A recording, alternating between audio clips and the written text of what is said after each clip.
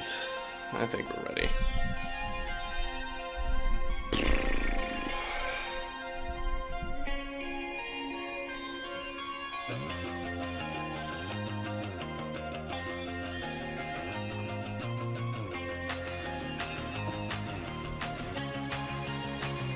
Alright.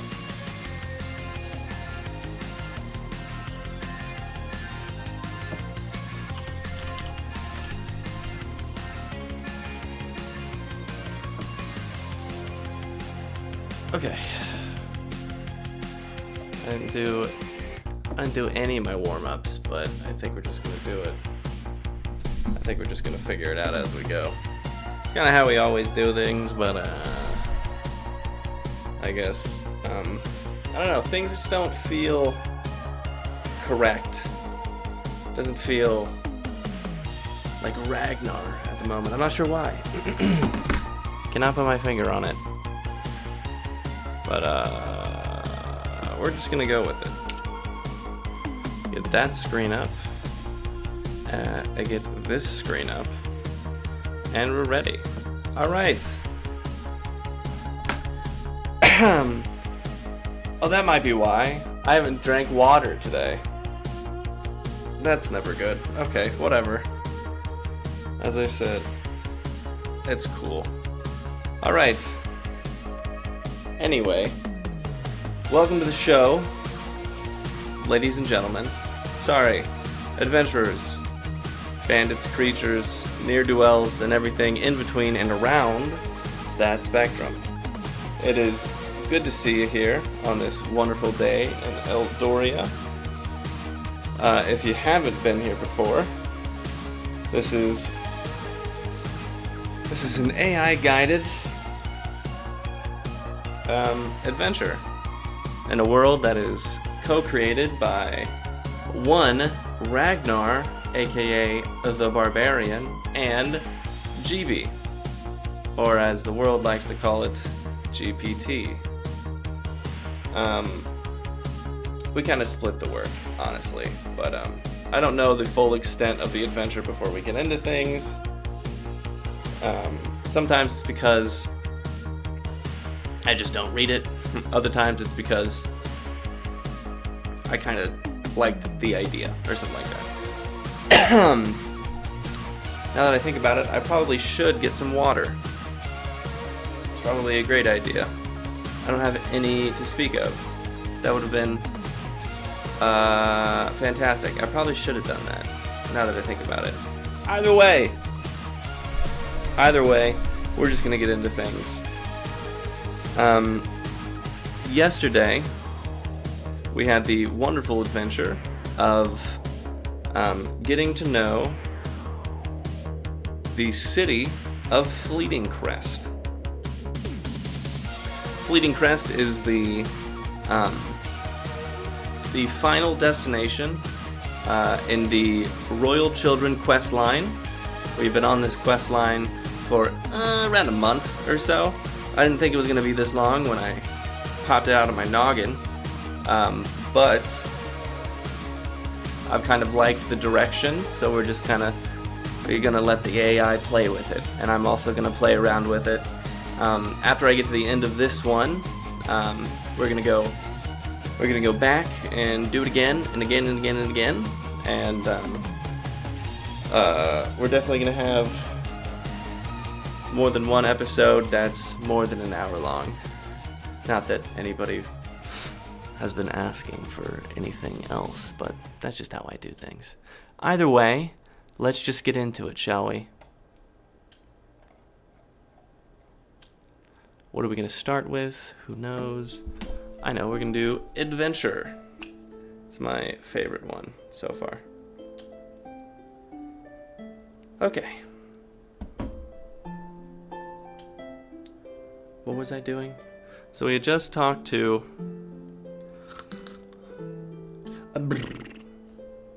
Those are my warm-ups. I'm just not feeling it right now. I'm just not feeling it at all. I ate dinner. I exercised. Went outside today. Did some work. What am I missing? What am I missing here? Kind of concerned where my cat has gone. I scratched myself. That's not good. I have quite a lot of wounds now that I look at it. Either way, okay, no. Let's get into this, okay? Without further ado, where are we starting? I'd say it's pretty. Actually, let's start at the tavern. We're gonna do the tavern today. All right, here we are. Okay. Scene. We meet our hero, Ragnar the Barbarian, in the Golden Goblet Tavern. This is after the first quest of the Fleetingcrest. We have successfully navigated the shadowy back streets of Fleetingcrest to come upon a sinister plot, a coup against the royal family. From the information we've gathered about the royal family, they seem to throw lavish parties. And from the undercover work we've done, we can see that the shadowy network stretches far into the underbelly of this city.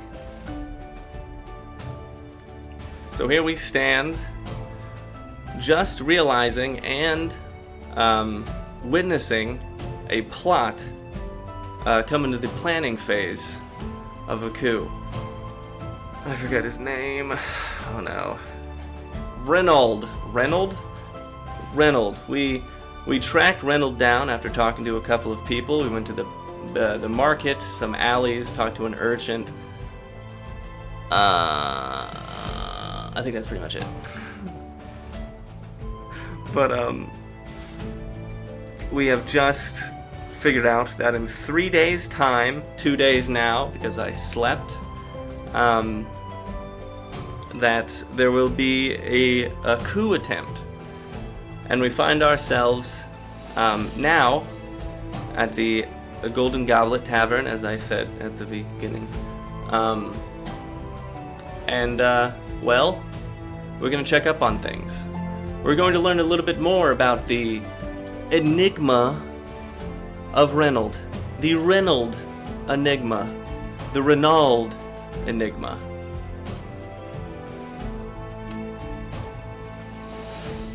And it's not going to work the first time, but we're just going to wait. We're going to wait for it. Maybe it does work, maybe it doesn't work. Really, it's all on Fortuna, the goddess of the Wheel of Fortune, to guide us in our endeavors tonight. Whatever. It's also like, I really gotta start stressing that it is, I don't do like nighttime here. As you enter the Golden Goblet Tavern, the warm, dimly lit ambience wraps around you like a comforting cloak, pushing away the chilling memories of dark alleys and whispered plots. This is a haven for many, a place of respite and clandestine meetings, and it hums with the low murmur of conversations and clinking glasses. Ragnar, your presence here is a stark contrast to the festive atmosphere as the weight of your discovery bears heavily upon you. Not really. You find Reynold, the court insider you've been tracking, engaged in hushed conversation in a shadowed corner of the tavern. Did find that. I thought it was the implications of your findings are grave. A coup against the royal family of Fleetingcrest is brewing, and time is a luxury you do not have.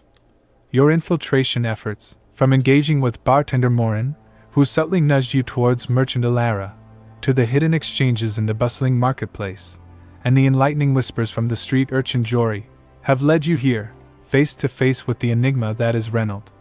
Reynold, as you've learned, is so deeply entrenched in the scheming, a pivotal figure whose allegiance and actions could shape the fate of the kingdom.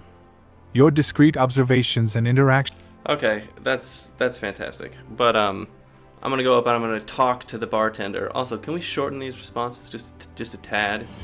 I'm going to ask him specifically if he has heard anything about the enigma of Reynold.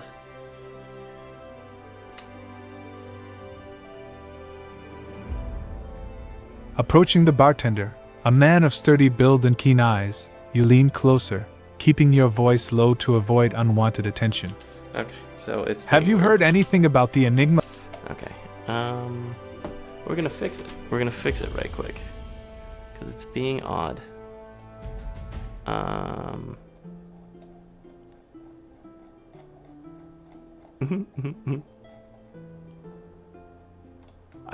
passed it immediately.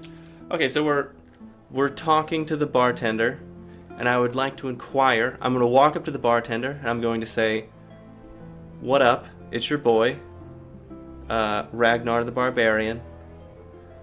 I'm here to inquire about a fancy lad I met yesterday. His name was Ronald. I'd like to know if there have been any things, something that has something happened, is what I'm trying to ask. I'm just gonna sit here and get angry at this dude for like half an hour. I think this is gonna be a very productive conversation. You approach bartender Morin again, this time with a more relaxed demeanor, matching the casual atmosphere of the Golden Goblet Tavern. What up? It's your boy, Ragnar the Barbarian. You start, adopting a lighter tone to ease into the conversation. No, I mean... I'm here to inquire about a fancy lad I met yesterday. His name was Ronald. What he said. No, it's not Ronald, it's Ronald. Happened to him? Morin looks at you, his expression unreadable at first, then a flicker of recognition, or perhaps concern, crosses his features. Yeah, I bet. He leans forward slightly, lowering his voice to ensure the conversation remains private. Ronald, eh? Fancy lad, you say? Morin replies, maintaining his composure but the subtle change in his tone suggesting he knows exactly who you're talking about. Strange things happen in Fleetingcrest, Ragnar.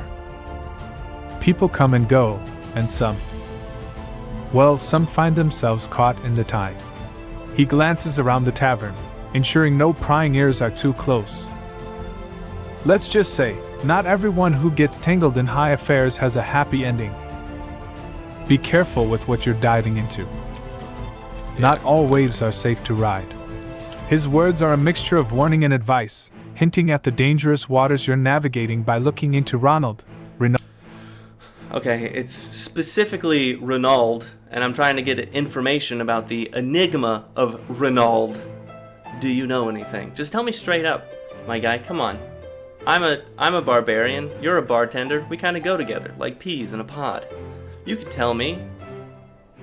What's the haps on the streets? Homeboy? All these city dwellers, you gotta talk to them in their own tongue, you know? Morin chuckles lightly at your approach, the tension in his shoulders easing slightly. Alright, Ragnar, since it's you asking. He starts, his voice still low but with a hint of camaraderie. This city's streets are whispering all sorts of tales, but you didn't hear this from me. He wipes down the counter before continuing. Ronald, that fancy lad you're poking around about, he's been caught in a storm bigger than any ship could weather. Rumors are he stumbled upon something. Something big, something dangerous. It's not. Now, I'm not saying he's in over his head. It's not even close. It's not even close to what I'm asking. Is Ronald dead? Just tell me. I literally just read it. I just want him to say it. That's all I want him to say. Morin pauses, sizing you up with a long look, then sighs, the weight of hidden truths momentarily bowing his broad shoulders. He glances around the tavern once more, ensuring the coast is clear, then leans in. Good lord. Alright, Ragnar, straight to the heart of it then, he says with a resigned tone. Yes, Ronald, or Ronald, as the higher-ups know him, he's dead. Found in his own quarters, they say. Not a pretty scene. It's got the whole court in a silent uproar. He straightens up, adding, "That's all I know, or all I'm willing to say. This kind of information is dangerous, and I'd hate to see a regular like you caught up in whatever mess is brewing behind the castle walls." His gaze is serious, a silent plea for caution in your next steps. Okay, why does it keep selecting the wrong thing? Alright, thank you so much, okay? It was a hard time getting there, but we got there. Thank you for the information. I would beg you, one more piece of information, if you could spare it from your bartendered lips. I don't know why I said it like that. Where, mayhaps, would I find the crime scene? Not to say I'm gonna go poking around or anything. That's not what I would do, okay? I'm a smart barbarian. But just hypothetically speaking, if I did want to go to the crime scene, where would I go? I'm not gonna poke my head where it doesn't belong. I will though. That's exactly what I'm gonna do. Morin Don't raises tell an him. eyebrow at your request, a Hypothetically. mixture of amusement and concern flickering in his eyes. Yeah. He chuckles dryly at your choice of words but notes the seriousness behind them. Yes. Exactly. He glances around once more, ensuring the confidentiality of the conversation before responding. Yeah. Hypothetically speaking, of course. Hypothetically. He begins, his voice dropping to an even lower whisper. If one were to be interested in the aftermath of Renaud's unfortunate demise, Right. one would look towards his quarters. Okay, his quarters. Got it. They're in the upper levels of the court, a place not easily accessed by the likes of us common folk. He leans back, wiping down the counter absent-mindedly. You'd be wanting to head towards the residential wing of the castle. But let me tell you, Ragnar, that's heavily guarded, especially now. Sure, I get you. They're not keen on just anyone wandering in, particularly after. Yeah, whatever. Well, you know. Morin gives you a stern look, the kind that speaks louder than words. If you're thinking of heading there, be smart about it. And remember, curiosity's a sharp blade that cuts both ways. Don't find yourself on the wrong end of it. Okay, if you're just joining, we have now put on the detective cap. We are going to be investigating the early demise of a man called Renaud. He has unfortunately met his demise somewhere in his quarters, and that is, I kind of forget. It's in the top levels of the court or something like that. But there are guards, so I'm going to have to be smart about this. I'm gonna have to head to. I guess I'll head to the court for now, and I'll take a look around and see what kind of guards we're looking for, or that we're seeing, I suppose. So let's start there. I'm gonna head to the court and just take a look around, see if there's a bunch of guards, maybe like 2 or 3. See if maybe my charismatic charm could drill through that security there, or maybe not. Who knows? But I'm gonna go investigate first. Let's try that out. I think that's gonna be a good. As you leave the warm, dimly lit comfort of the Golden Goblet Tavern, the chill of the outside air brings a sharp clarity to your thoughts. The bustling streets of Fleetingcrest carry on, unaware of the grim investigation you've embarked upon. You navigate through the throngs of people, making your way toward the court's towering structure, a symbol of power and authority in the kingdom. The court's grand architecture looms before you, its imposing stone walls and intricate designs speaking of centuries of history and intrigue. Yeah. As you approach, you notice the heightened security. Guards are more numerous than usual, their eyes scanning the crowds with increased vigilance. They stand in pairs, clad in the kingdom's colors, a clear deterrent to any who might harbor intentions of delving too deep into matters not their own. Okay. Your keen barbarian senses take in the layout, noting entrances, exits, and the patrol patterns of the guards. Right, okay, that sounds great. Fantastic stuff. I'm gonna walk up to one of the guards, preferably one that's near one of the entrances, and I'm going to very plainly speak, and I'm not going to lie at all. This is coming from the heart.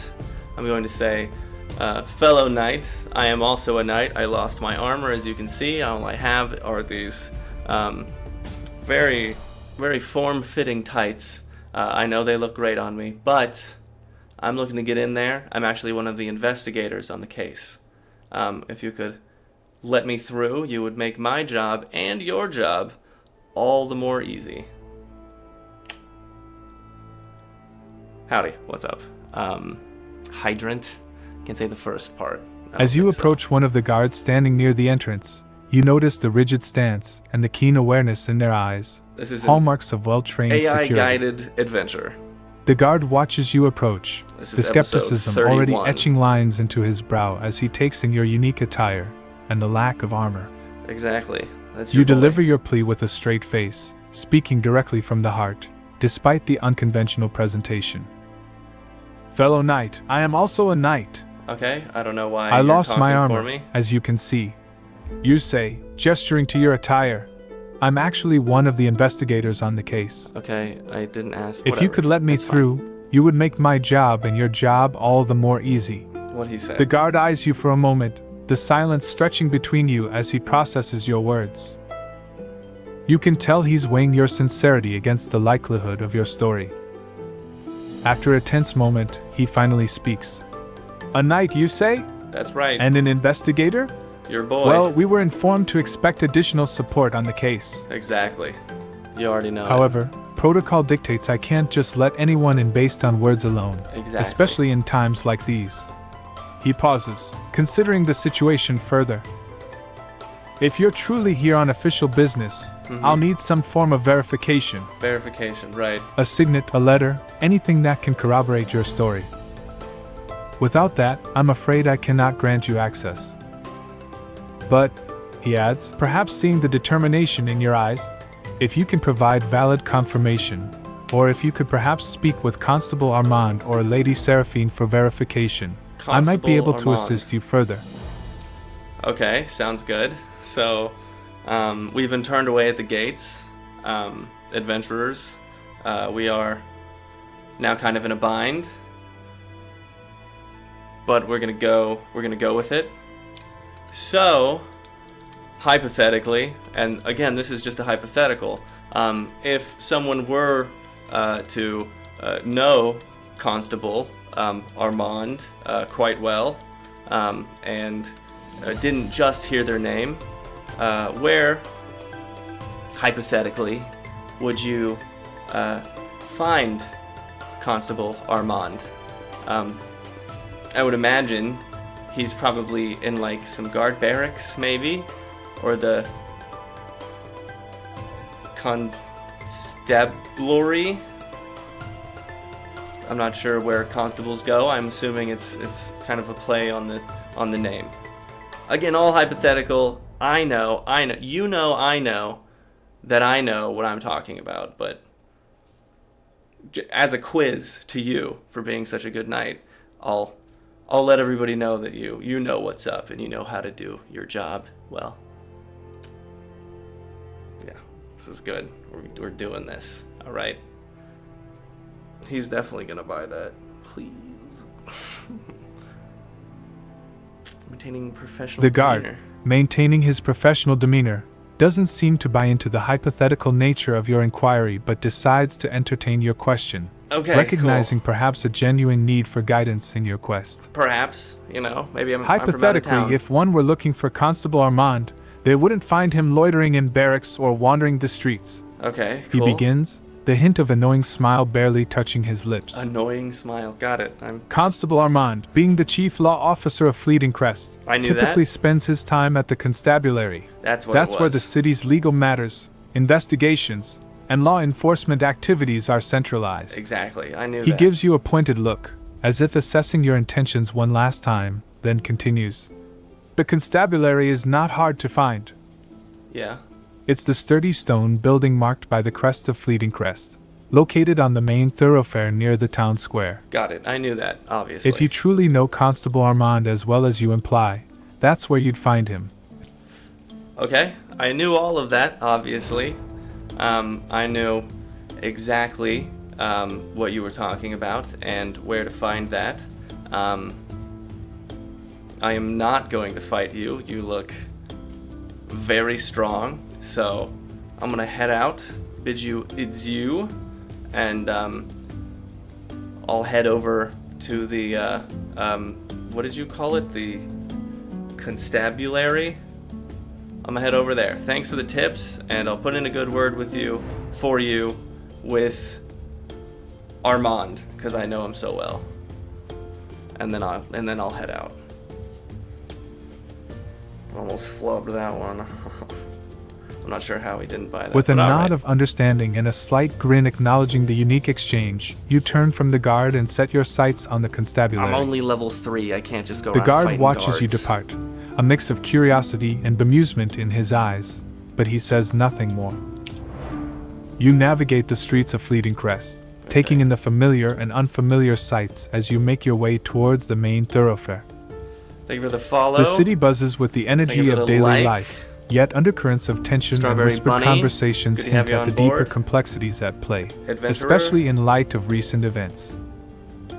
Soon, the sturdy stone facade of the constabulary comes into view, its presence unmistakable amidst the hustle and bustle of the town square. Gotcha. The building stands as a bastion of order and law, with the crest of Fleetingcrest prominently displayed above the main entrance. Right. Taking a deep breath and steadying your resolve, you approach the constabulary, ready to navigate the web of law and order within, and hopefully, to find Constable Armand. My favorite part. Your of mind any races adventure. with potential conversations and strategies to gain his trust, and with it, access to the information and locations critical to your investigation into the untimely demise of Ronald.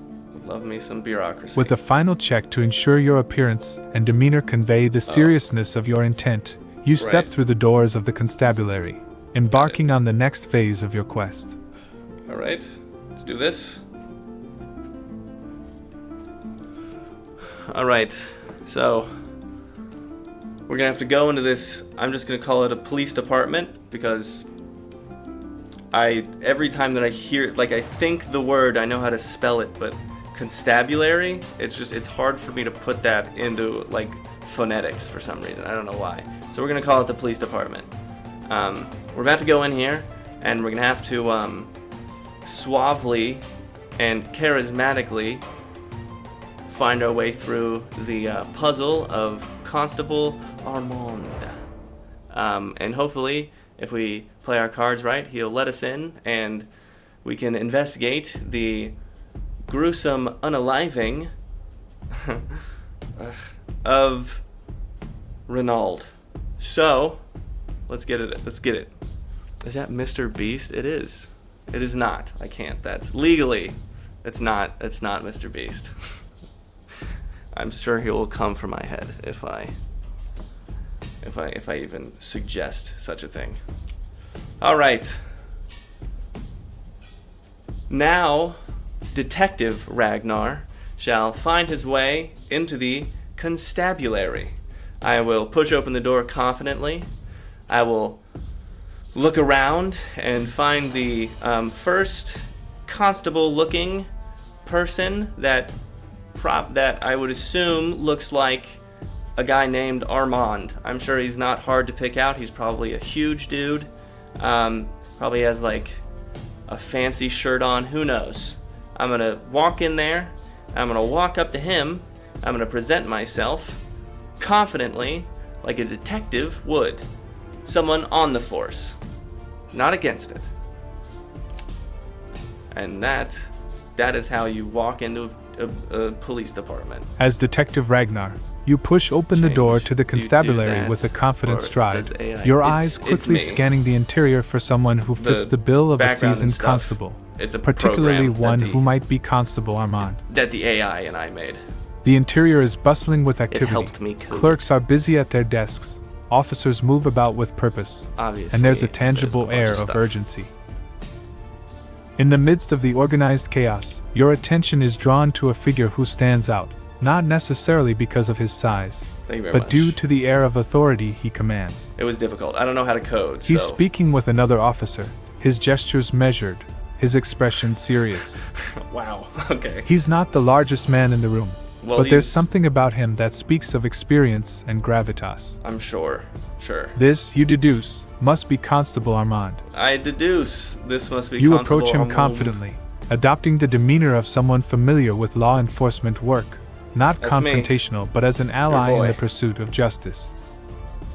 As you get closer, he finishes his conversation and turns towards you, his gaze inquisitive but not unwelcoming. There's a larger man. Constable Hard Armand, I pressed to find him presume. in here.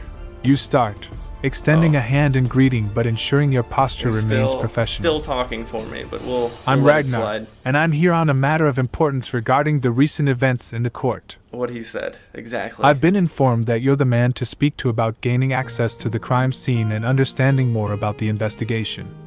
You maintain eye contact, your tone respectful yet filled with the urgency of your quest. You and me, right here, buddy. This introduction sets the stage Right for here. a dialogue based on mutual understanding and shared goals. Yeah, okay. So, first of all, stop talking for me. That's my job, GB.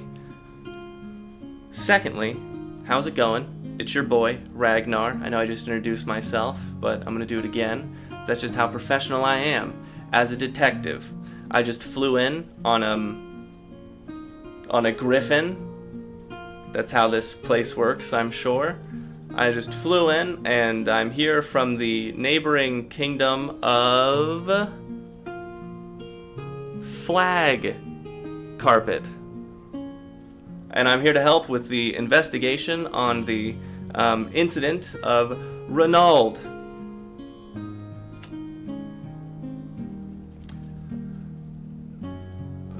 Flag Carpet. It's a prestigious As you place. stride confidently into the constabulary, your gaze sweeps the room, It does, settling on 'cause it's individuals real. who carry themselves with authority and purpose. Thank you for the like, Alex. You identify one And the who seems follow. to fit the bill of Constable Armand, not necessarily because of his size, but rather the air of command and the focused attention he's receiving from others. Oh, he just restarted. All right. Approaching the man you've pegged as Armand, you Okay. introduce I yourself don't know with about renewed that. vigor. Okay. He seems cool, How's but I it don't going? know about that. It's your boy Ragnar. You start, I don't- ensuring you your don't need to voice talk carries for the me. right blend of confidence and professionalism. I just said that. I just flew in on a griffin, straight from the neighboring kingdom of Flag Carpet. I'm here to help with the investigation regarding the incident of Ronald. The individual, who indeed confirms to be Constable Armand by the insignia on his uniform just and the were. respect he commands from his colleagues, raises an eyebrow at your grand entrance narrative but listens intently. I'll take that advice to heart. The Thank mention you. of the griffin draws a momentary hint of amusement in his otherwise stern demeanor. I don't know why. That's how we do Ragnar, is it? it. Exactly. Armand responds after you finish your introduction. Your boy. Your arrival is most unconventional, but then, these are unconventional times. Okay, sure. I'm Constable Armand. I know. And you're speaking about a matter that's currently under heavy scrutiny. Exactly. I know that. If you're here to assist, I need to understand the extent of your involvement and Great. the nature of your expertise. Well, I have a lot of it. The case of Ronald is not just sensitive, it's become a matter of state security. He pauses, giving you a State. moment to provide credentials, explain your actual connection to the case, or offer any proof of your investigative skills and intent to assist genuinely. Okay. All right. Okay, I have extensive experience with being a detective. Bro, stop putting your hands there. I am confused. Where's my hand? Here? There? Here? Him? Me?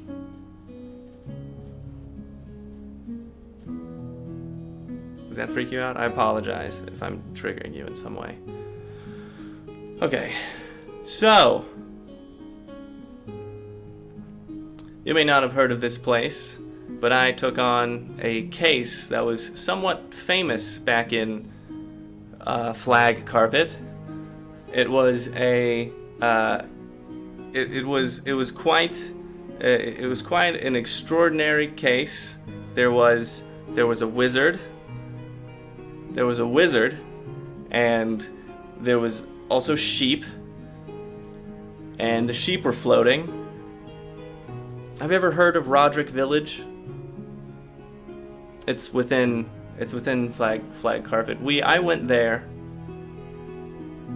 and right away the governor saw the experience in me, detective skills shining bright, and she told me to go investigate it. I went out to the farm. I saw that the sheep were floating, and I immediately said, you know what? This could only be the work of a mage. And it just so happened that there was a mage at work in that exact village. I don't know if you know of him. His name was... It's escaping me right now, but I did a lot of investigative actions to bring him to justice, alright? I went down there and I said, listen up, you gotta stop this sheep stuff. It's mad weird and it's freaking people out. Also, I don't know how you expect anything to get done with sheep floating in the air. You can't really shear a floating sheep. I mean, you could, but you'd really need to jump high. Either way, I was able to put that down right away, took that guy straight to jail. I think he's still there. I should really check up on him, but I'm a little far from home at the moment. But yes, I do have experience, and you can take it from me. I will treat this case exactly like that case with the sheep, but just a little bit more, high profile, because that's how I work. That's Detective Ragnar for you. There we go. That's how we do it. The constable at the desk, a seasoned officer with a keen eye for detail, listens to your elaborate introduction and tale with a mixture of skepticism and intrigue. Despite the fantastical elements of your story, your confidence and the sincerity in your delivery seem to make an impression. Okay, cool. He sets down What do his you mean quill, despite? regarding you carefully. That was fine. Detective Ragnar from the Kingdom of Flag Carpet, is it? He muses, his tone neutral but his curiosity piqued. Yes, exactly, that's me. Your tale is certainly unique. Yep. Floating sheep and rogue mages are not our usual fare here in Fleetingcrest. That's why I'm here. But we appreciate all the help we can get. He stands, extending a hand in a gesture of tentative welcome. Another one? Okay. While I'm not Constable Armand myself, he's currently in his office dealing with the aftermath of this unfortunate incident concerning Renault. If your intentions are genuine and you're here to assist, I can lead you to him. Okay. But be warned, Constable Armand values facts and evidence above all. What are you saying? So if your investigation skills are as sharp as you claim... No, I'm talking to Armand. Alright, we're having a conversation. All I'm looking for, Constable Armand, is some identification, just so I can get into the crime scene. That's all I need. Do you have that? Do you have a piece of paper? Maybe a badge? I'd love a badge. I would happily take a badge.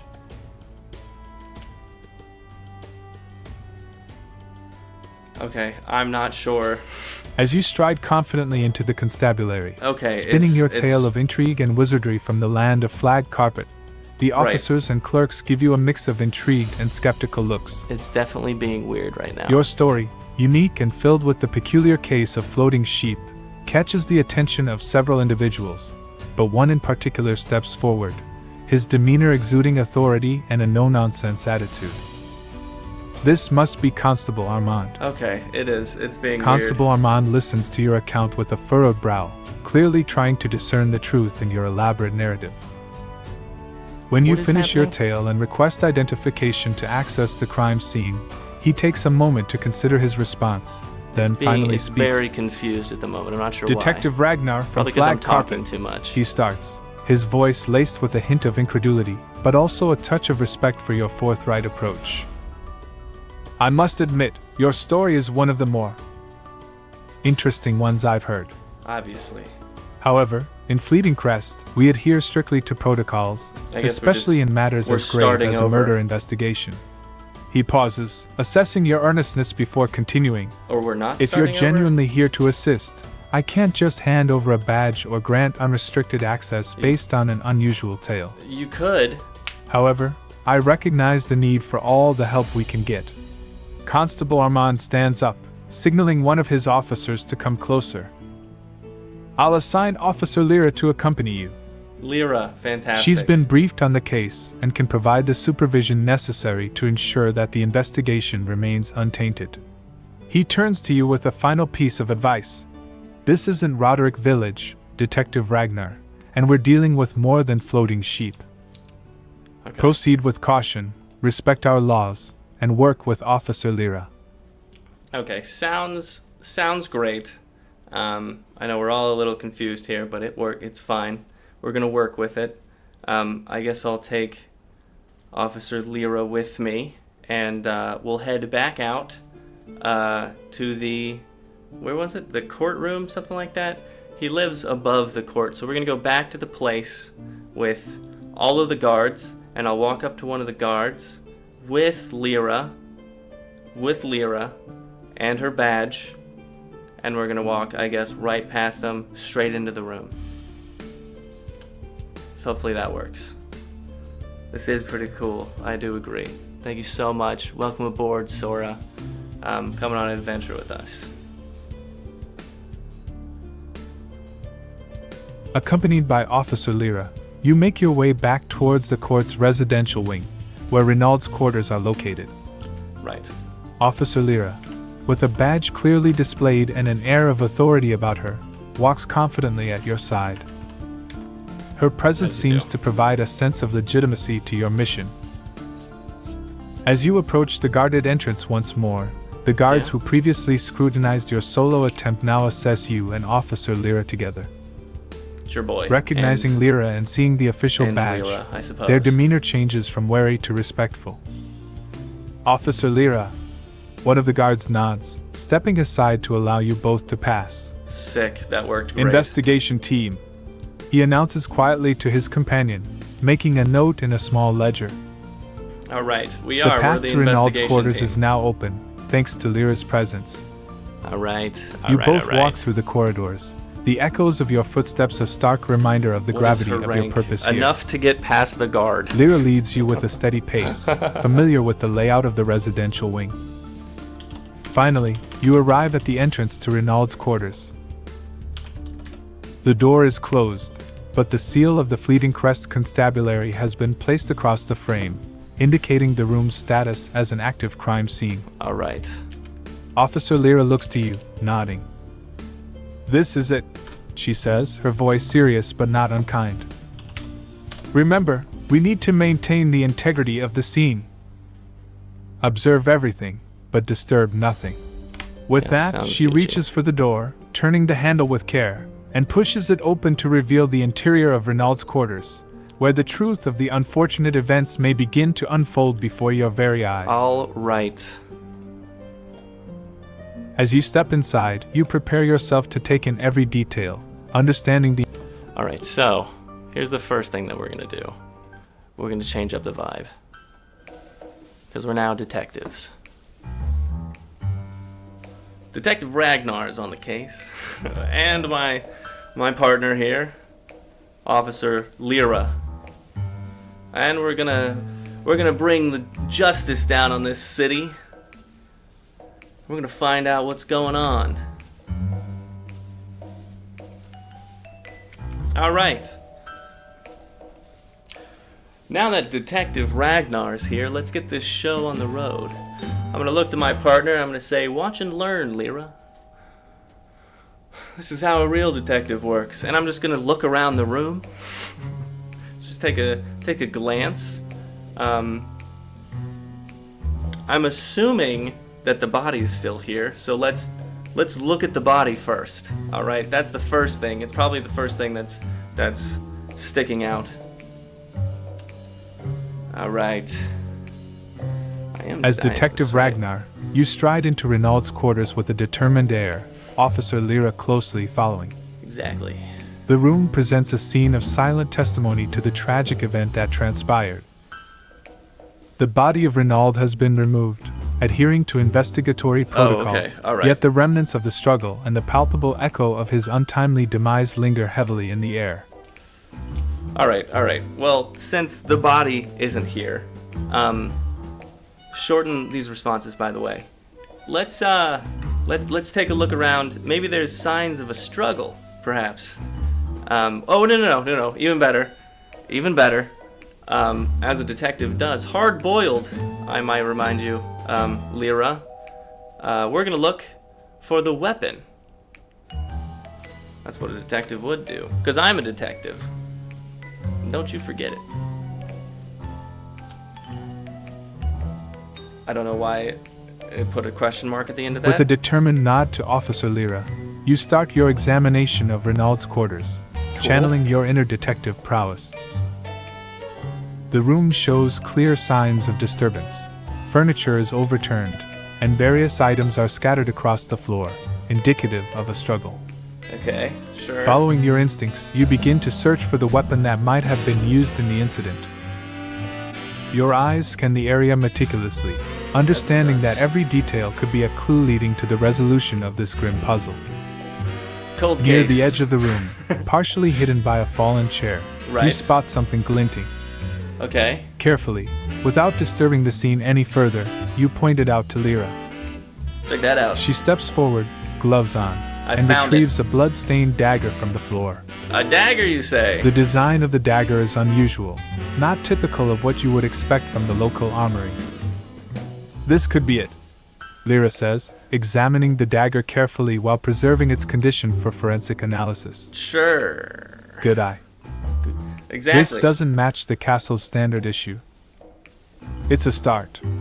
With the potential weapon found, Lyra logs the discovery in her notebook and ensures it's properly bagged for evidence.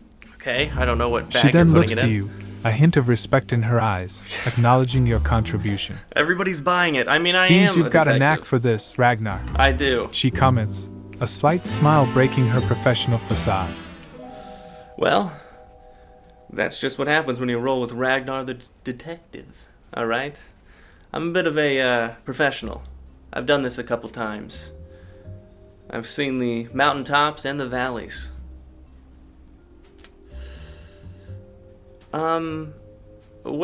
Hypothetically speaking, what else? What would you look for? Again, this is just I'm testing you. Since I'm the superior here and I know exactly what I'm looking for, I just like to test you. What would you look for, Lyra? In a crime scene like this for the late and also slightly respectable Renaud. I'm not going to tell her this, but she is going to be. She's Officer already Lyra, impressed. Okay. catching on to your method of testing her, plays along with a nod. Okay. All right. Well, Detective Ragnar, in a crime scene such as this, she starts scanning the room methodically. I'm reading. After This looks like it's identifying the very potential long. weapon, I'd look for several key pieces of evidence. Oh my She God. begins to list them methodically. She's dead. No, don't. Signs of entry or exit. Okay, cool. I'd check for any signs of forced entry or unusual exit routes. This could include broken locks, windows, or secret passages that might have been used by the perpetrator. That is a great idea. I'm glad I thought of that because I'm a qualified detective. I'm going to look for signs of entry and or exit. There's clearly a lot of upturned furniture around this place. Let's get a map, all right? Also, let's look at the door. Was it kicked in? Let's look at the windows. Are they broken? There's probably not any vents because we're in medieval times. So we'll just stick to those two, ingress and outgress. Is that what it's called? Ingress, outgress? Outgress? Outgress doesn't With a nod sound of approval at your plan, correct. Officer Lyra follows your lead as you both start inspecting the points of entry and exit within Renaud's quarters. Right, okay. Firstly, Sure. you approach the main door. On inspection, there doesn't seem to be any signs of forced entry. The lock is intact, and the door frame shows no signs of being tampered with or damaged. Cool, so This suggests that the person who entered the room might have had a key or was allowed entry by Renaud himself. great. So that's Next, you turn your attention to the narrows windows. it down. They're closed and, upon closer examination, show no signs of being pried open or broken. Cool, okay. The latches are secure, and there are no marks on the sills that would suggest someone climbed in or out. This room is on one of the higher levels of the court, making unauthorized access from the outside highly improbable without drawing significant attention. Okay. Progress I see. A little bit. We've definitely made our way into the crime scene. What about drawers for papers? Ooh. Let's take a look around. Perhaps maybe there's a desk, maybe some drawers that might have papers in them. Something like that. I'm sure I'm sure there's going to be something. As you assert your investigative priorities, Exactly. Lyra I do nods have in agreement, priorities. and together you start examining the room more closely for signs of entry or exit, paying particular attention to the door and windows, as well as any other potential exit points. Firstly, you approach the door. What is it doing? It does. Oh, it's being weird. Okay, here it is. My fault. Right there. If I just press this, is it gonna... No. Okay.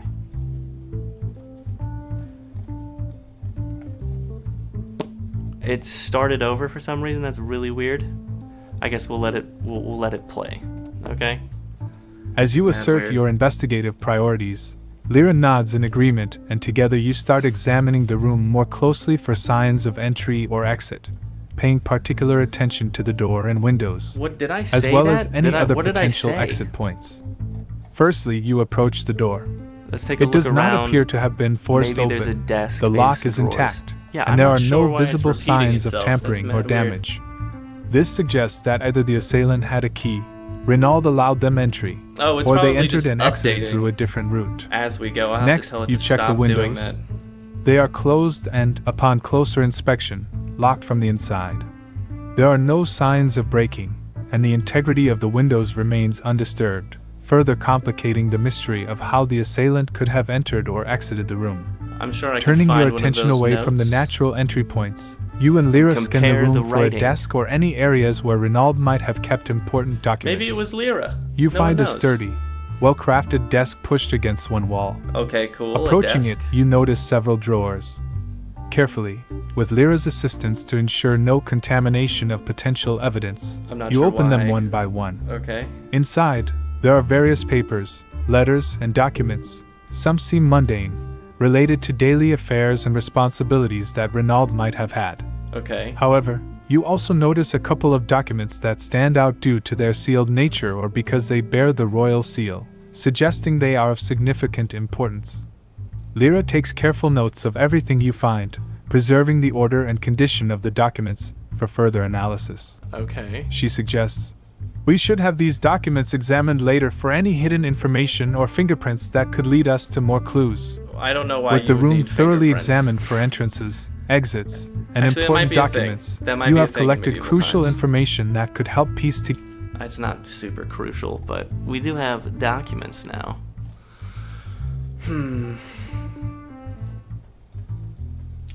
Okay. All right. Let's see. Oh, I forgot. She gave us notes.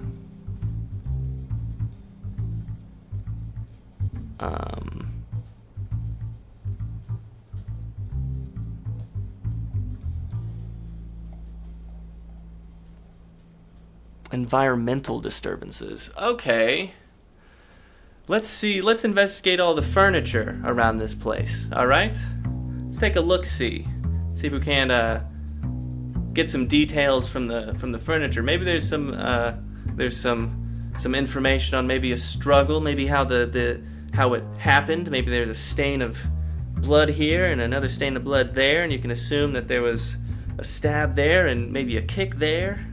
You know what I'm saying? You understand what I'm saying, Lyra, I assume.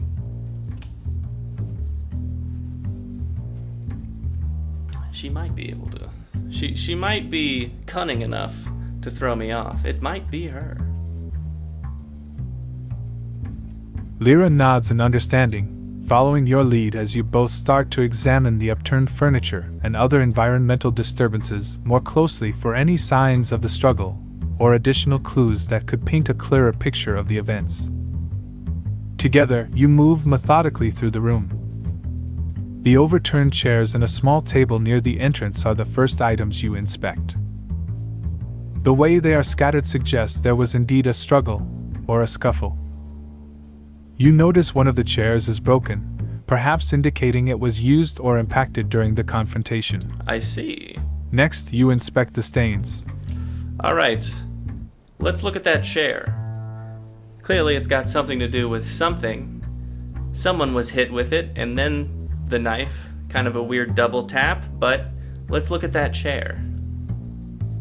Is there anything around the chair, underneath the chair? How many legs are on the chair? That type of stuff. Focusing on the broken chair, you and Lyra approach it for a closer examination. The chair, a sturdy wooden piece, now lies in disarray, its frame compromised. Oh, I'll ask that next. Firstly, you count the legs of the chair. Yes, how many? 3 are still attached, 3. albeit one is splintered near the base, suggesting splintered. force was applied, possibly during the struggle. Nice. The 4th leg is found a short distance away, snapped clean off, indicating a strong impact or a deliberate break. Gotcha. You crouch down to inspect the area around and underneath the chair. Okay.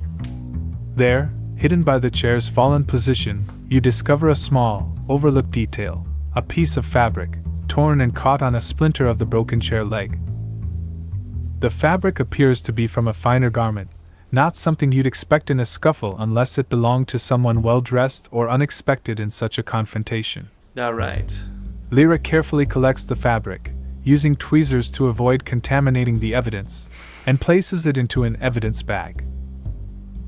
This could be significant, she notes. Could be it is, Lyra. It might help identify the other person involved in the struggle, especially if it matches known garments or materials from potential suspects. She then takes a closer look at the area surrounding the chair for additional clues. Yeah, go ahead and look at that real quick. Footprints, scuffs on the floor, and the distribution of other items knocked over during the struggle might provide further context or help reconstruct the movement and actions of the involved parties. Perhaps. After thoroughly documenting the condition and position of the chair and its surroundings, Lyra turns to you. What? The chair and this fabric could tell us a lot about what happened here. Good eye, Detective Ragnar. Okay, so we got the. Anything else you notice or want to check while we're focused on this area? That's pretty much it. Oh, okay. Well, first of all, let's look at the splatters real quick. See if maybe there's a direction they're going. Maybe it's like by the door, and then the direction points towards like the dresser, and then after the dresser it goes to like the window. I don't know. I'm spitballing here. I can't exactly see everything, just by mechanics alone. Also, how about this? How about this one? All right. Here's my detective work. You know, you can take a note down on this one, Lyra. Let's look to see if there's any jewelry here. Maybe the assailant stole the jewelry. Maybe this was a crime of opportunity. Maybe something along those lines.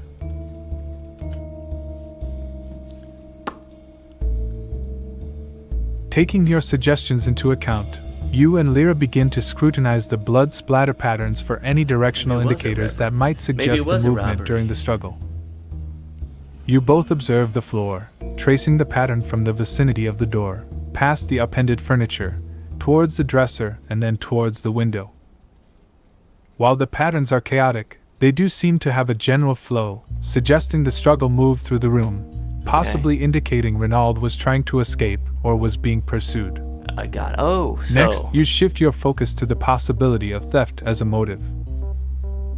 You and Lyra examine areas where jewelry or other valuables might be kept, atop the dresser, inside drawers, and other likely hiding places within the room. Got it.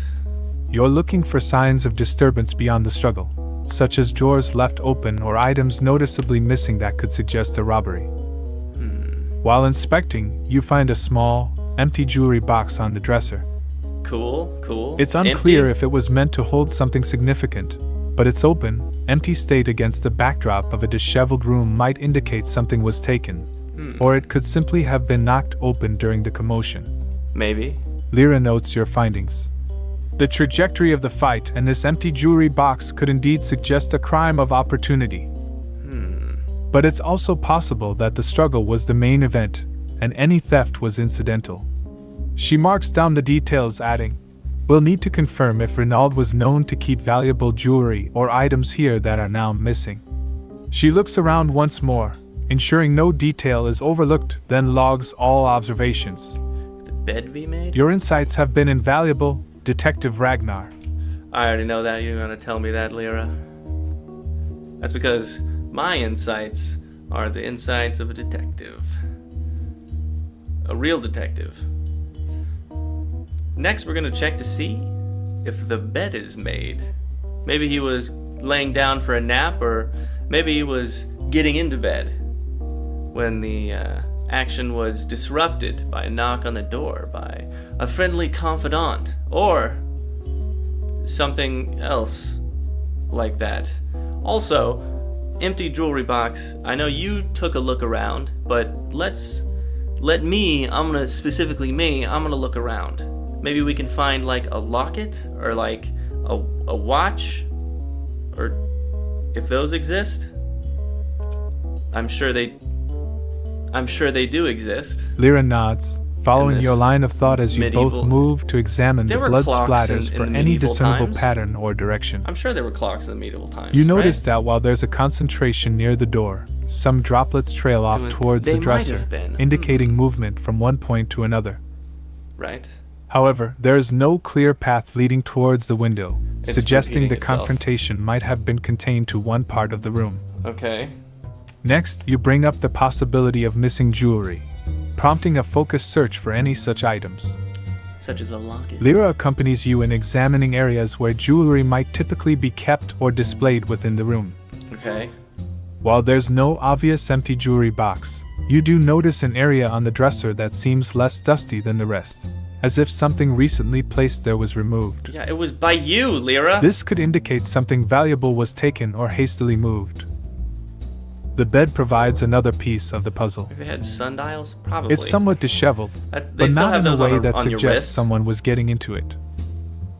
More like it was disturbed perhaps in passing, or someone sat on it momentarily. It's hard to say definitively. Gotcha.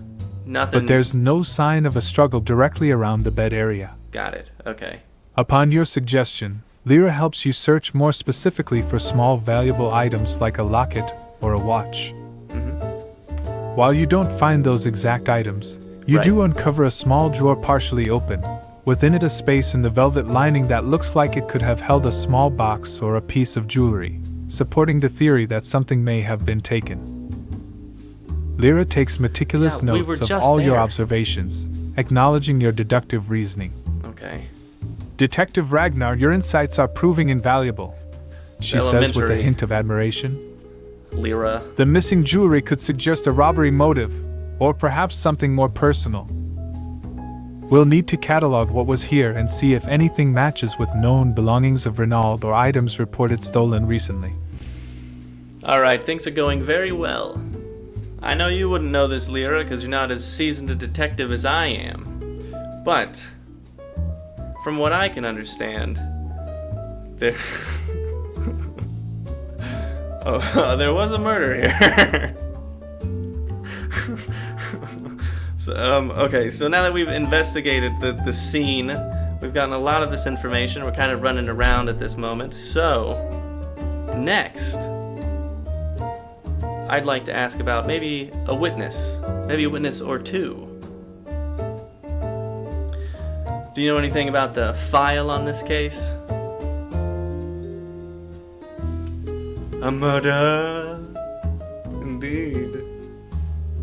Officer Lyra, following your lead, nods in agreement with the gravity of your statement. All right. Yes, a tragic event indeed. Indubitably. Let's move on to potential witnesses, she says, understanding the importance of gathering first-hand accounts to either corroborate the scene findings or introduce new angles. As for witnesses, Lyra begins as she pulls out her notes.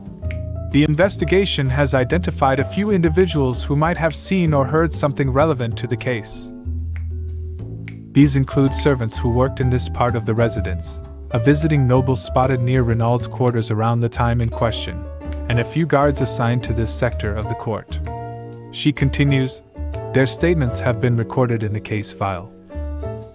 Most speak to the normalcy of the day leading up to the discovery of Renaud's body. There's my cat. I was looking for him. However, there are discrepancies in timelines and some mention hearing arguments or unfamiliar footsteps. Hi, baby boy. It's something we need to delve deeper into, Lyra suggests.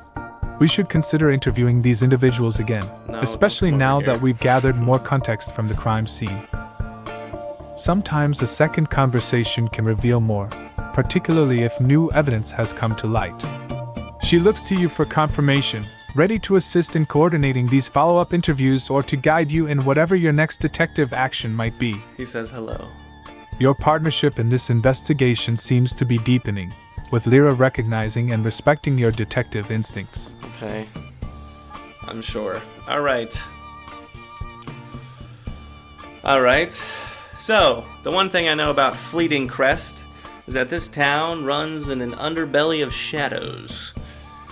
And the shadows is exactly where Ragnar, the detective, expects to find himself. Especially on a night like tonight, or today. It's actually day. I can't do nighttime. I don't have that filter. We're going to investigate things. First off, I know exactly where the nobles and the royalty like to hang around. It's gonna be, don't mess with the lights. It's gonna be the Whispering Den, or whatever it's called. You know what I'm saying. You're messing with the lights. Stop messing with the lights. Alright, we're gonna do that. Alright, give me 5 seconds. Baby boy. Lyra listens intently Baby boy. as you articulate your plan, catching on to your intent and correcting the destination in her mind as you misspeak. I love you. You must mean the Whispering Hall. She corrects gently, understanding your mix-up but recognizing your initiative. It's known for being a place where nobles and court insiders converse and often, where secrets are exchanged under the guise of casual banter. She nods in agreement with your strategy. The Whispering Hall could indeed be a critical place to gather more information. I'm being a detective. If anyone saw or Can't be heard anything babysitting. unusual around the time of Renaud's demise, it's likely word of it has traveled through Just there. my hair light. With a plan of action settled, Lyra prepares we to talking? accompany you to this locale of clandestine conversation. What are we talking about? What's happening? Remember Ragnar. She advises as you both ready yourselves to depart. Subtlety is key in the Whispering Hall. We're looking to Whispering observe Hall, and that's what listen it more is. than question openly. Okay. The slightest hint of suspicion could close mouths faster than the Long turning of the johns key. are technically She tights. leads the way, confident on a in her discount, step but cautious Target, in her approach, women's embodying the section. balance needed for this part of the They're investigation. very warm. As you both make your way to the Whispering Hall, the air of Whispering mystery that Hall. envelopes Fleetingcrest seems to Envelope. deepen, promising revelations and perhaps more questions about the tragic events that have unfolded. Alright, what else we got? Let's get a lounge, something loungy going. How about this?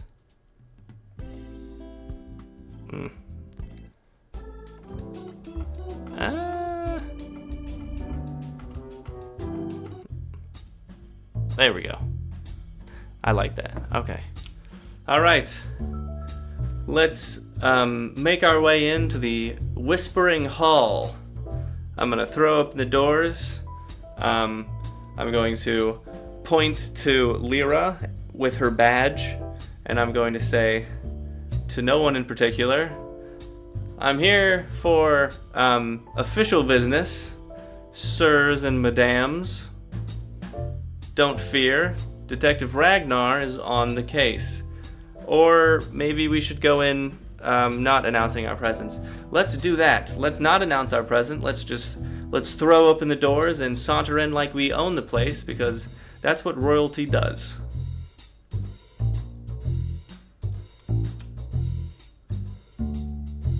Ooh. It's being weird. That song was giving Sun City. I don't know Sun City. Sin City? Yes, there we go. Okay. My fault. It's a little delayed. Lyra gives you a subtle nod, understanding the change in strategy. Okay. I don't know why. Together, you approach the grand doors of the Whispering Hall, a place echoing with hushed tones and the soft footsteps of the court's elite. Rather than making a grand entrance, you both opt for subtlety, blending in with the decorum of the environment. The doors open quietly, contradicting the grandeur of their design, allowing you both Wow. to slip in unnoticed. It is a little creepy in here. The hall is filled with nobles and courtiers, each engaged in their own private conversations, the air alive with the murmur of whispers and the clink of fine china. Okay. Lyra stays close, her badge discreetly tucked away to avoid drawing unnecessary attention. Exactly. You both split up just slightly, enough to cover more ground but stay within sight of each other. Sure, whatever. Your eyes scan the crowd, observing the interactions, noting who seems overly cautious, who seems relaxed, and who might be avoiding the gaze of others. Exactly. The Whispering Hall lives up to its name. It's a hub of information if one knows how to listen. You move closer to groups under the guise of admiring the intricate tapestries or the grand architecture, picking up snippets of conversation, watching the body language of the attendees, So wonderful engaging the candles you atmosphere. have here. There's a lot of them. As you immerse yourself in this world of whispered secrets and It's a veiled lot of truths, candles. you remain alert for any mention of Renaud, the night of his demise, or anything else that seems out of place or particularly guarded. I like the window. It's Lyra mad does creepy. the same, her trained eyes catching details and her ears tuned to the subtleties of court speech. In the Whispering Hall, every word, every it's pause, tucked. We're and every tucking. glance We're could good. hold the key to unraveling the We've got mystery the- that has brought you here. Got the loosely. The investigation continues, loose under the watchful strings. eyes of Detective Ragnar and Officer Lyra, amidst the unwitting gallery of It's a little Fleetingcrest elite. smooth here.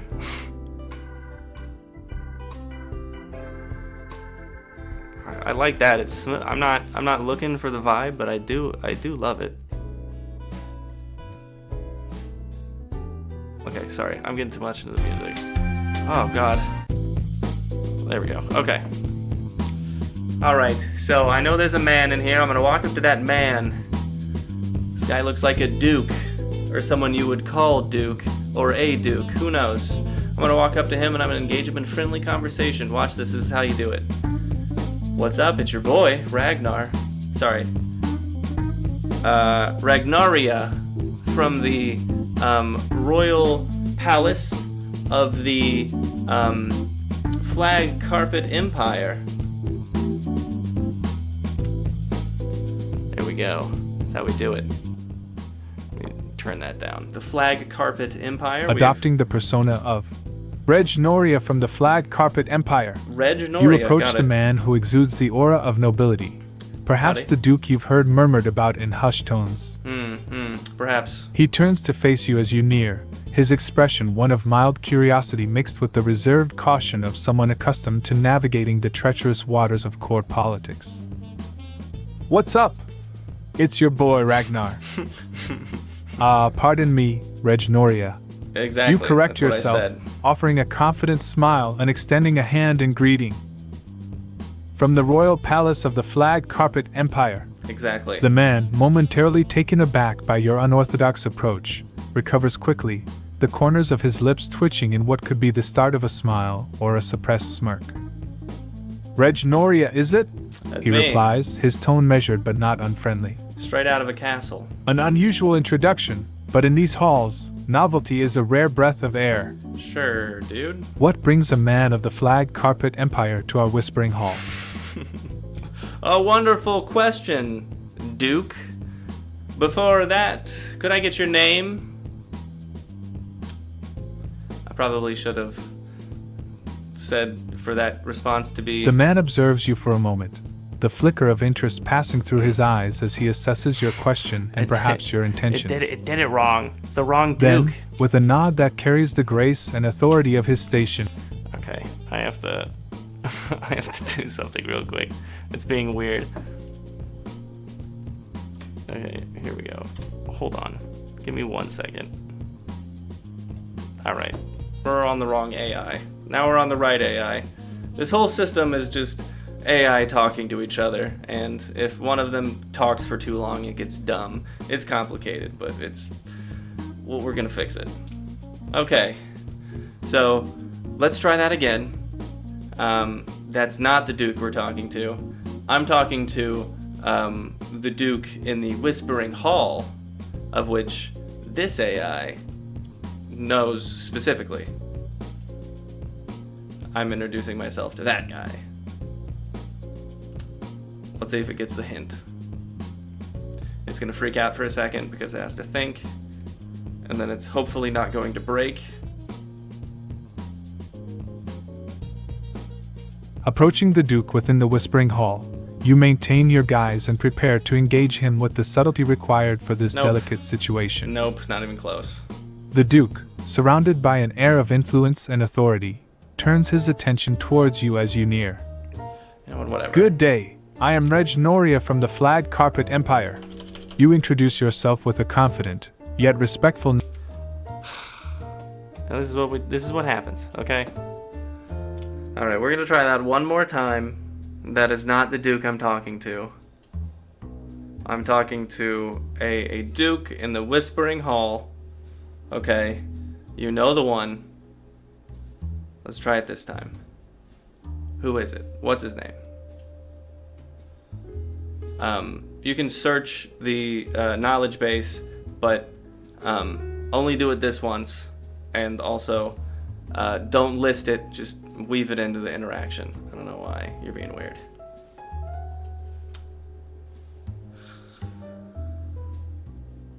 All this new technology.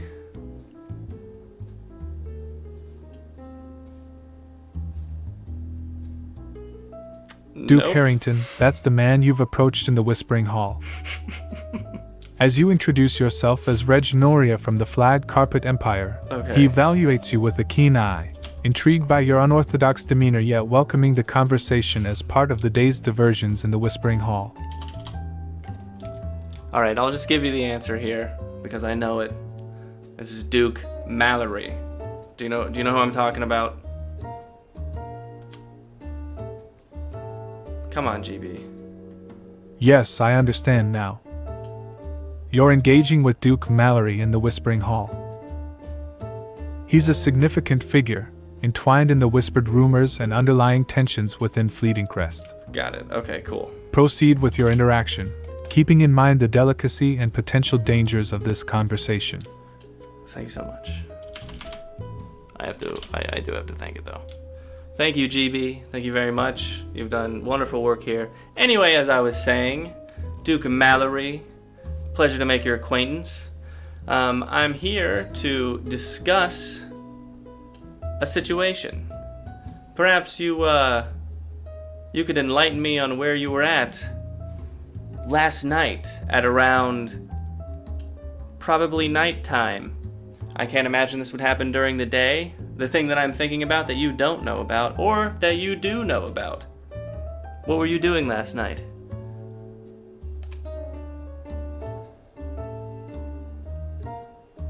Duke Mallory regards you carefully, Yes. his eyes narrowing slightly as he processes your inquiry.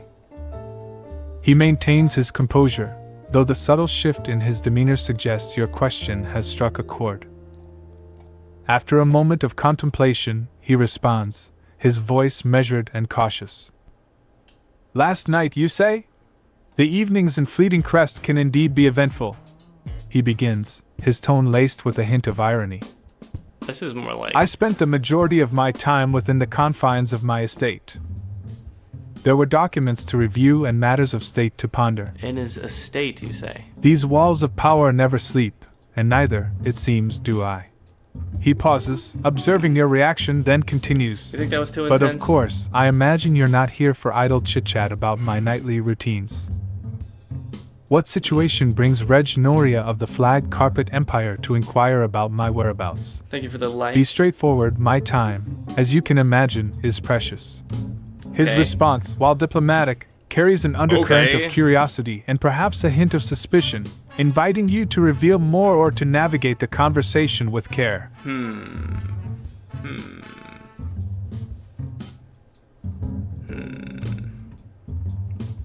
So what he said, he wasn't unaliving anybody?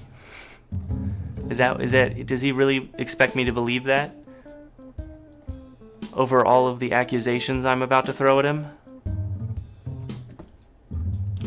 Let me start with a little bit of my own questioning, Duke Mallory, if that is your real name. It is though. It's definitely your name, don't change it, okay?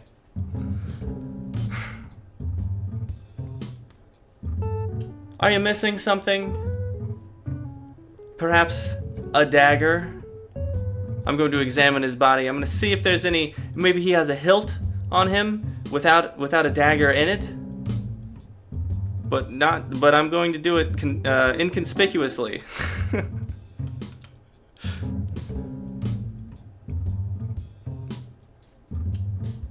I'm really good at this. You maintain a casual demeanor, I can. engaging Duke Mallory with light conversation while subtly scanning for any details that might betray his involvement or recent activities. I agree, Aaron. I think As they you should. talk, your eyes deftly survey his attire and demeanor, looking for any inconsistencies or clues that might be telling. Duke Mallory, for his part, remains composed, his clothing immaculate and his posture one of relaxed nobility. Right. However, Sure. as you subtly examine him, you notice the faint outline of what could be a sheath or hilt at his side. Yeah? It's well concealed. Yeah? But your keen detective instincts catch the slight bulge under his finely tailored jacket. Hold on, a bulge. While there's no overt sign of a missing dagger, no empty sheath in plain sight, the presence of something concealed suggests he's carrying, or recently carried, something significant. How's that fabric? You Oh, the also fabric! notice a slight irregularity in the fabric near the hilt's outline, possibly from fabric. hurried or frequent access. As you draw your observations to a close, you maintain the flow of conversation, ensuring Duke Mallory remains unaware of your scrutinizing gaze. Exactly, okay. Your approach keeps the interaction smooth, allowing you to gather information without raising suspicion. Okay. Well, I'm going to whip out the fabric. Well, maybe like inconspicuously, because I'm sure. So there was Lyra bagged it and tagged it, but I'm sure I have it. Or maybe, how about this? I'll remember what color the fabric was. Well, I mean, I'm not going to actually be able to remember it. Let's just assume that I have it, that I grabbed it from her before she ran off. Or maybe, since she's across the room, I'm not going to disengage. I have the fabric. Let's just assume that I have the fabric. I'm going to just kind of look at it, and then I'm going to look at what he's wearing and see if it matches up. Inconspicuously. I really wish I was wearing my glasses. I don't know why I take it off. Mental note, exactly. Maintaining your composure and the guise of casual conversation, you subtly retrieve the piece of fabric previously discovered at the crime scene. Exactly, I have it right here. With the small fragment concealed in the palm of your hand, you glance between it and Duke Mallory's attire, comparing the texture, color, and weave discreetly. As you analyze the fabric against his clothing, you look for similarities in the material, pattern, or any signs of recent tears in his garments that could correspond with the fragment in your possession. Yeah? This comparison is done with utmost subtlety to avoid alerting Duke Mallory to your true intentions or arousing his suspicion. I'm sure. The key here is to maintain a natural flow of dialogue, ensuring the Duke remains engaged in the conversation while you conduct your silent investigation, allowing you to determine whether there's a direct link between him and the evidence found at the scene of Renaud's demise. Alright, let's cut to the meat. Is there any similarities here? Is this guy's sweater vest close to the color of the fabric I found at the crime scene? Shorts. I can't speak on the As you subtly compare the fabric in your hand to Duke Mallory's the attire, length or you girth, notice that the water color and displacement texture of his clothing bear a striking resemblance to the piece of fabric you discovered. Exactly. What is it? The fabric from the crime scene matches particularly well with the material of his vest, you say. not just in color but also in the specific weave of the material. I see. This discovery could be significant, indicating a possible connection between Duke Mallory and the scene of Renaud's untimely demise. However, keep in mind the need for subtlety and discretion in your approach. No, okay. Not great at all for Mallory. That's all I needed to hear. He's guilty in my book. Guilty until proven innocent. That's what I like to say since I'm a professional detective. Alright. I think I've gathered enough information from Duke Mallory here think I've had enough pleasantries. I know exactly what to do. I'm probably going to ask around to see if anybody can...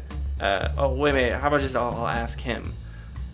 Duke, do you have anybody who can vouch for your whereabouts last night for no reason in particular that I'm willing to divulge right now? And I'm going to look across the room at the at the officer I came here with and give them a subtle wink, and then look back at Duke Mallory. I should probably apply. I should apply to be a detective. Maintaining your composure and a tone of casual inquiry, you pose the question to Duke Mallory, carefully watching his reaction while sending a subtle signal to Officer Lyra across the room.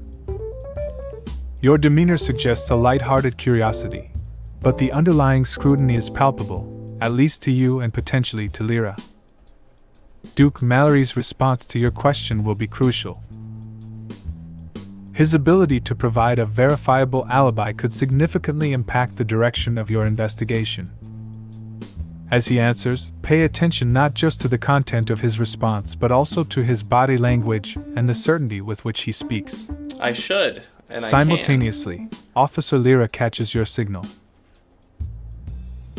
Although she maintains her cover, her awareness of the situation heightens, ready to corroborate any new information you glean from this encounter with the Duke.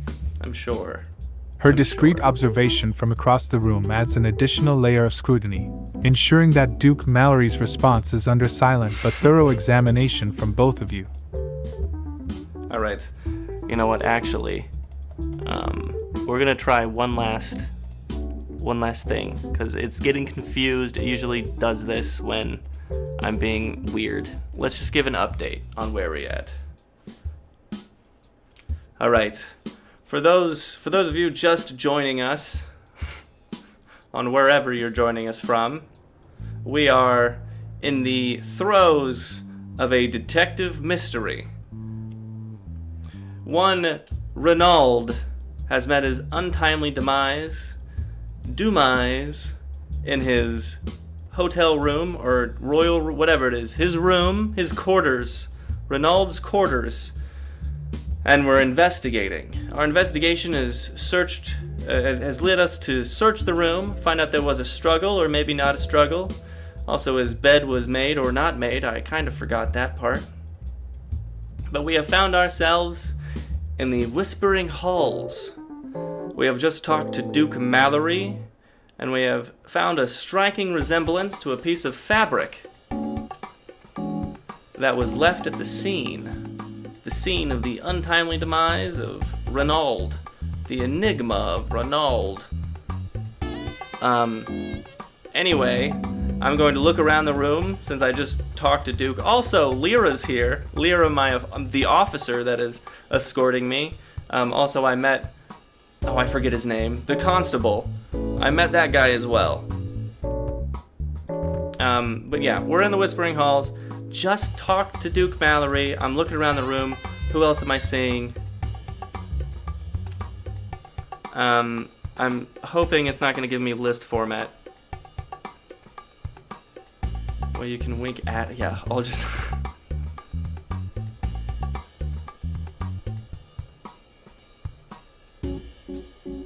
There's no way it just said that.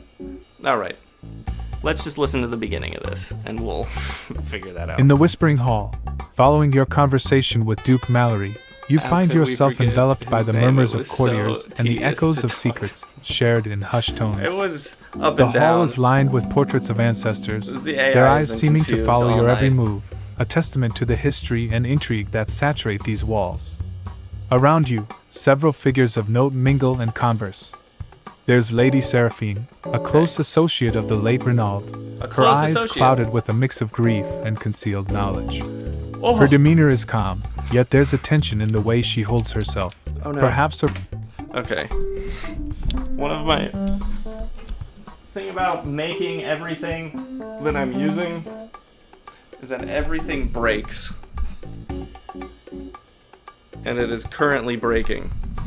So I have to, fix it. And it's looking like that's not fixing it. So we're gonna have to do this manually. This entire setup is just jerry-rigged together. But we're gonna go with it. I think I just broke something. That's my fault. Okay, no, that's broken forever. So we're gonna go with the backup. I'm just gonna extend this into the shot real quick. Okay, here we go. Cat's fine. Cat is sleeping in the other room. He woke up. So I have this box like right next to where I got this whole setup set up, and I was looking for him because he's usually under the couch or somewhere. I just wanted to make sure he was taking a nap, because if he's not taking a nap, he's like bugging me, and he can't be bugging me when I'm being Ragnar the Barbarian. All right, it takes a lot of concentration, and I didn't notice that he was sleeping in a box that was next to my recycling. But yeah, he's in the other room. He's taking a nap. He's probably sleeping on my bed, probably sleeping on my pillow, which I need to wash, honestly, because he does that way too often. Okay, I'm just gonna double hand this. Oh, maybe I shouldn't do that. All right, let's head over to, I already forgot her name. The woman, Lady Seraphina, that's what her name was. Let's head over to Lady Seraphina. I'll introduce myself. Don't talk for me.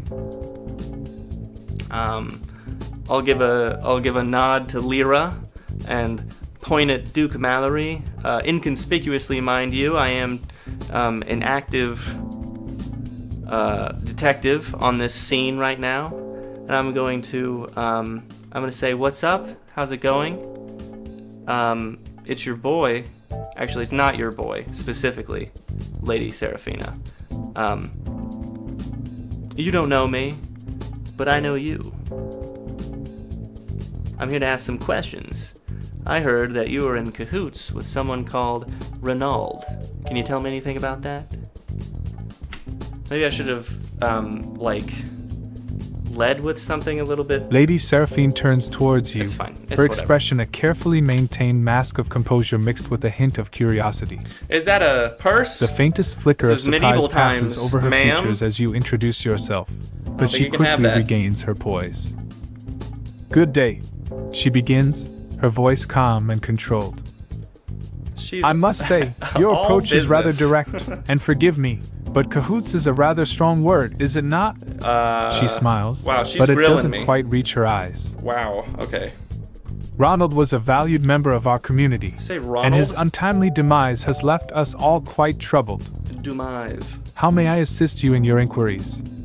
Her eyes lock onto yours, a challenge hidden behind the veil of noble courtesy. I'm just gonna hold it. I wonder if this looks Lyra, weird. standing a discreet distance away, I'm sure it watches does. the exchange closely, her presence a What does that look silent like? reminder of the gravity of your Let investigation. me see this right quick. Duke Mallory, Does that now look weird? It engaged does in look weird. It looks a conversation little with weird. another courtier, casts an occasional It's glance fine. in your You get direction, what it is. It's his a interest keyboard. piqued by It's an your entire interaction keyboard. with Lady Seraphine. Alright, anyway. I'm sure this looks inconspicuous. I'm just walking around with a keyboard. Oh my god. And this is royalty free, you say? Oh my god. Okay, sorry. Well, Lady Seraphina. Yes, yeah. It is a little presumptuous to walk up to you and immediately assume that you're in cahoots with somebody. I do respect the bite back, 100%. That's not why I'm here, actually. I'm here for something that isn't concerned with Renaud's untimely demise. I'm actually not... I don't have a connection to that at all. And I'll look across the room at Lyra, and I'll give her another wink. And then I'll look back and I'll say, where were you last night? Did I ask that already? I feel like I asked that twice. little presumptuous. I feel like I did the Lady first Seraphine thing. maintains her composure, I'm gonna though the hint of a myself. frown crosses her brow at the sudden shift in the How's conversation. it going? Last night, Oh yeah, I didn't she ask it. begins, Okay, pausing cool. for a brief moment as Sick, if okay. recalling I her didn't schedule. I don't want to look insane. I was to this attending a person. small gathering hosted by the Marquis of Viridian Fields. Mayor. It was a charitable event for the benefit of the orphanage in the Southern District. Many from the court can What attest was to his my name? presence there. She studies you for a moment, a calculating glint in her eye, as if trying to decipher your true intentions. It was May Mallory, I inquire that's as what to it the was. relevance of my whereabouts?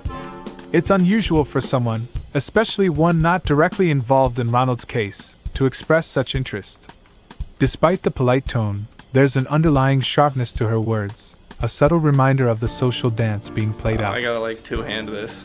Across the room, Lyra watches the exchange with keen interest, her expression unreadable, while Duke Mallory's occasional glances suggest a growing curiosity about your is he interaction with watching one me? of the court's prominent figures.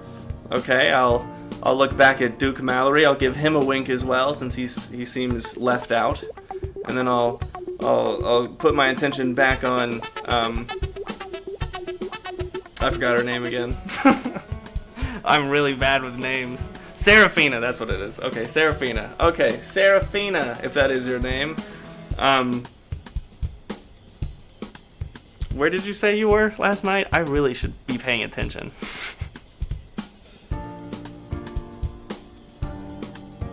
I was acquire the relevance of whereabouts to usual somebody. Yeah, don't worry about it. Don't worry about it, Seraphina. I'm here on a capacity from my kingdom, the kingdom of Flag Carpet. I'm sure you know of that place. It's very rich place. It's a kingdom of a lot of renown, and I hail from it. I'm the royal family there, the one royal family. Everybody else perished in a horrible fire. It's just me now. I'm sure she's going to buy that. Oh, your boy. Okay, well, that sucks. I haven't gotten to the end of it. I haven't gotten to the end of the Yushid's cap yet on stream. How long have I been going for? An hour and 30 minutes. I have been talking quite a lot. That does make a little bit of sense. Alright, well, that happens. I suppose we'll have to pick up. We'll have to pick up later. I could upgrade my plan, but your boy's strapped for gold. The barbarian work does not bring in the bag as much as you would think it does. Also, I'm planning on going out tonight, so it's better that I wrap it up anyway. Where's my outro music? Do I have it? Where did I put it? There it is. Alright. My fault for that. Stuff happens. I like to be chatty. We're gonna pick it up here tomorrow. Alright? Unfortunately, we have run out of the GBT tokens, and well, your boy's not gonna re-up. So, same time here tomorrow. We'll pick this investigation up, and we'll continue on. But we have we've done a lot of investigating. We have definitely done a lot of uncovering of clues and secrets. We've done a lot of questioning and a lot of looking around, knowing nothing about what's going on around us. But I'd like to say that's a win-win. A win for us and a win for the surrounding area. Well, I hope you had fun, adventurers. I definitely did. And I'll try to go a little lighter on the prompts tomorrow night. That is totally my fault. I tend to be chatty when I'm going into a new adventure. But as a aside to all of this, if you want to play the same adventure and the same investigation, you can head over to chat.openai.com and look up Eldoria Text RPG interactive adventure game.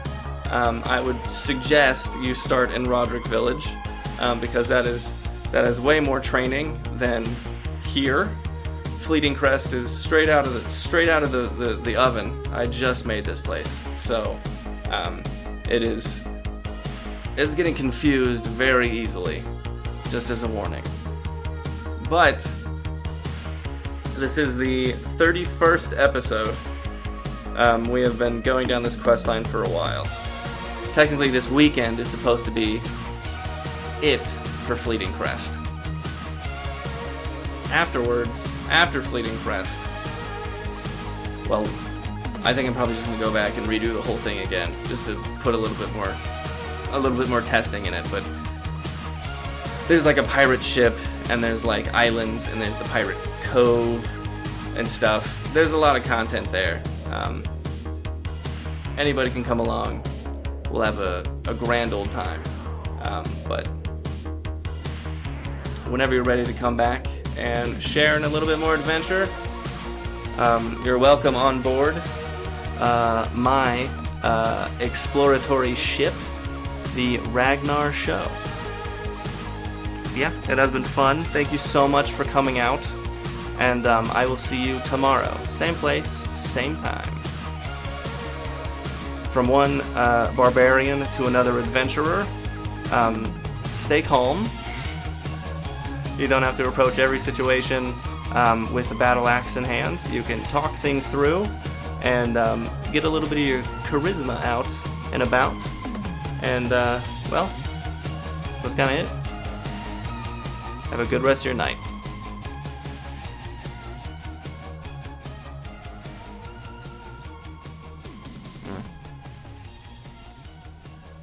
You ring?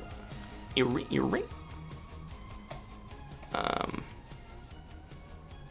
What else am I doing? Oh, there it is.